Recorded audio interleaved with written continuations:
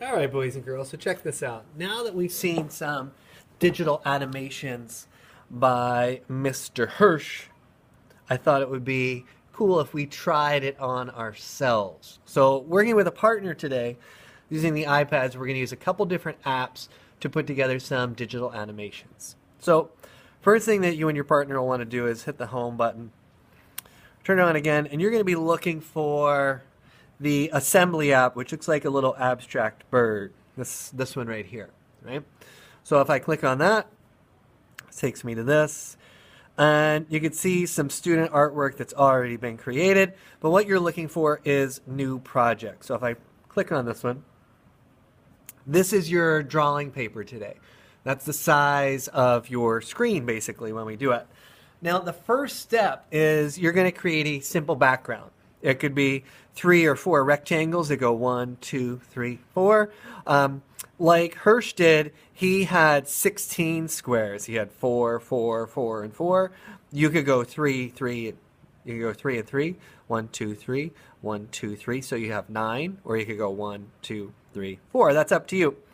But however you approach it, you're going to be using these shapes. And I want you to think geometric. Right? Like we did on those abstract face collages the last times we were together. Don't worry about nature shapes, things like these. If I see these in there, I'm going to ask you to delete them. All right? So focus on geometric, something simple that's easy to kind of manipulate and design. So let's say I want to work with a few squares. I can click on that, and it drops a square in there. If you want your page to be a little bigger, if I click that, you can see it gives me a bigger screen. Now, with this dot, what I can do is I can enlarge that shape. If I touch the shape, I can move it like this. So I'm going to just try and get a square to kind of fit in there. So I've got that. Now, a couple things we can do. There is a copy button right here. So once you have one element of your background the size you like it, then if it's selected like this, if I do that, now I've got a second one the same size, exactly the same. Now, I don't really want to have two of the same color next to one another. So if I go down here, right now I'm in shapes, but if I hit styles, it gives me more colors to choose from. And if I have that selected and I click on it, you can see how it changed the color, which is cool. If I want to do even more colors, there's 3 dots right here, and if I click on those, it gives me a color wheel to choose from, and I could select different colors. If I roll up, you can see how it gives me different colors to choose from as well. All right? So I'm going to switch to that color scheme. So if I like that color, I'm going to slide it in place. All right? I got that. If I want to change that color, maybe I want it to go lavender instead. I need 2 more, so I'll go ahead and hit copy so I can move that up. I'll hit copy again so I can slide that. I'm going to change its color before I go any further. So you can see. So the color choices are entirely up to you. So I've got a background, right? This is going to stay somewhat consistent in your design. That's not really going to be the animated part. So then I could go in and select some geometric shapes that could be interesting to work with. I'm going to change my palette again. I want something brighter to work with that's going to contrast it. So I'm going to use these yellows. And so again, I can make things larger or smaller. All right. Maybe I'm going to have a shape in here. Maybe I want to repeat that circle shape so I can hit copy. Maybe I want to try it in here. Go back into my shape so I could do something a little bit different. Oh, maybe I use that shape. And there's a kind of, it almost looks like an undo button here, but if I rotate that, you can see how it changes the direction of that shape, so I can work with that too. I'm going to slide this one here, make it a little bigger, and I'm going to copy that too. So you could have 4 different shapes, or you can have ones that are the same.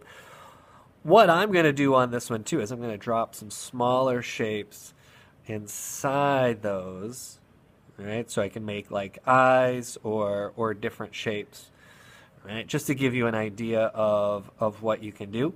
You can put them in different positions in there. I'm going to add a couple more shapes to those, and I'm going to use a semicircle, and I'm going to flip that. So I can put maybe that one there, and I can copy that. I'm going to rotate it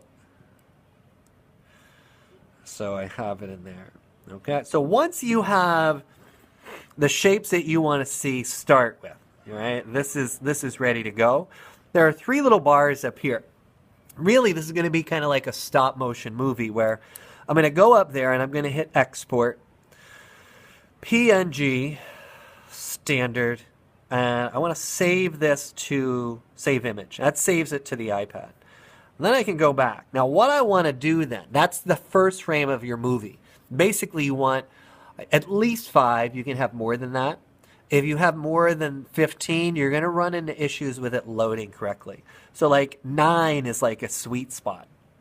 So then what I can do is I'm going to go in there and I'm going to move things a little bit. So I can move that shape. Maybe I want to see that move down. Maybe I want that to move with it. Maybe I want this circle to stay, but I want this to move down a little bit. Maybe in this one I take this and I'm going to have it flip. I'm going to have it rotate so it goes up instead of down. Maybe I want this one to do the opposite. It's going to switch. So once I do that, then I can go ahead in. Right? Once I make some small movements, because that's how stop motion works, that's how it looks seamless. Export, PNG, standard, and save.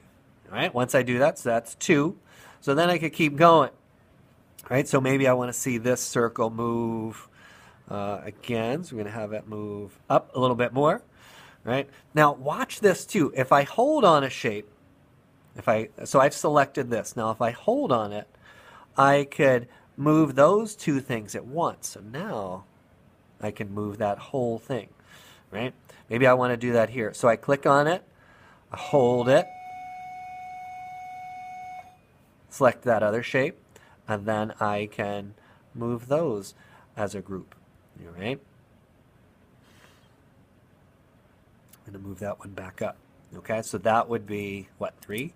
So you get the idea. Export, PNG, standard, and save image. All right. Then I can go back in. So you get the idea. All right. Maybe I want this one to slide down a little bit more. Maybe I want this to link up. Maybe I move that back. All right. Maybe I take this and I slide it back down. Oh, you can see how those 2 were linked up. All right. So if I don't want those linked, I go back. I can do that. All right, so you get the idea. Take that, move it down a little bit. So that's 4. All right, so you get the idea. I'm just going to save this last one, and then I'll show you the next spot. All right, so the more you have, the smaller movements, the smoother the GIF will look. So then I'm going to go into, and I'll show you, if I go into photos to make sure these are my frames, like 1, 2, 3, and 4. So that's what I'm working with. You can see this other student had 1, 2, 3, 4, 5, right? These students had 1, 2, 3, 4, 5, 6, 7, 8, 9, all right? So they had more in there, okay? So, but what I'm going to do is then I'll go into, where is it? Oh, Giphycam, and I'll click on that. All right, so we got this. And what I'll do is, this is your little camera roll here, so I'm going to click on that. And it gives me the images. You can see when your film is made, it kind of looks like an old school film strip or movie. Not like you guys really know what that is. But once I have those, then I'm going to hold down the first one. And then once I do that, then I touch those more quickly, and you can see how it moves. You can see how that one flipped, and it repeats it. It basically builds a loop. Once I have that done, I'm going to hit this arrow over here, and this next button comes up. So if I click on that, it loads it. And then what I want to do is save the video. So I've got that saved. You can see that's what that looks like. And to make sure it's saved, if I were to go into my camera roll right here, back where I was in the photos, press that wrong. But here you can see another student's work.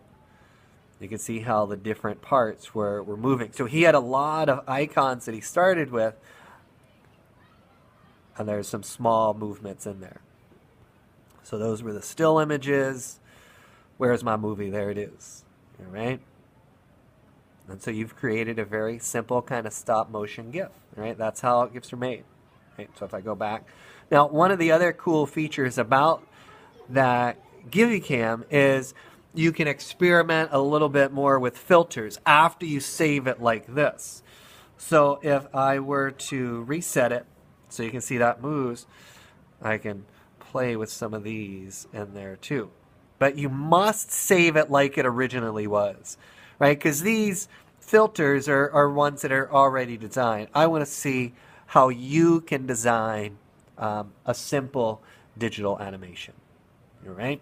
Once you have one designed, if you and your partner have a little extra time, you can go back and go into assembly and start again. So I could go back, projects, hit plus, and design a new one. All right, sound good? Let's try it out.